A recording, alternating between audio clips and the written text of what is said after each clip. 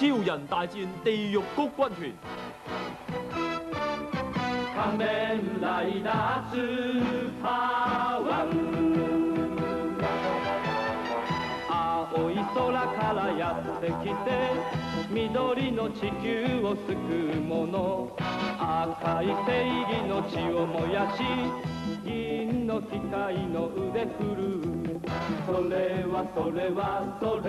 は金の心を持つ男海を山をふるさと5つの腕で守る5つの愛の腕でライダースーパーライダー仮面ライダースーパーワン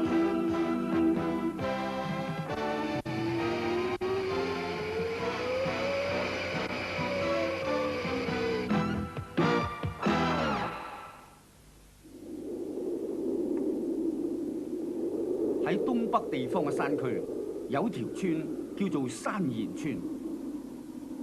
由於呢一條村嘅村民大部分都係靠打獵為生，所以亦都有人叫呢條村做狩獵故里。嗰度就係狩獵故里山賢村啊！呢度除咗佢哋嘅村長高坂元太郎之外，所有嘅村民都識得一種佢哋祖傳嘅狩獵拳法，但係你哋唔使驚，馬上進攻啊！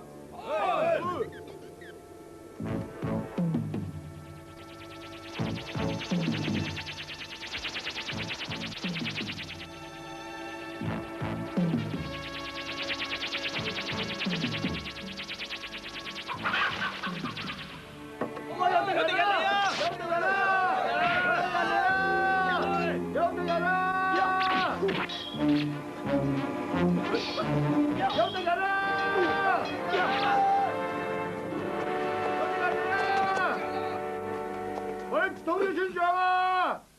有敵人嚟啊！村長啊！有敵人啊！阿珍，志達，起身啊！放咗啊！俾人放火啊！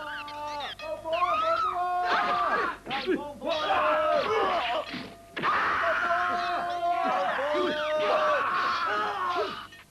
阿珍，志達，帶埋班細路一齊走啊！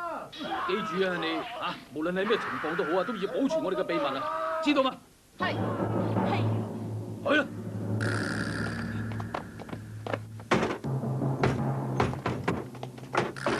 村長，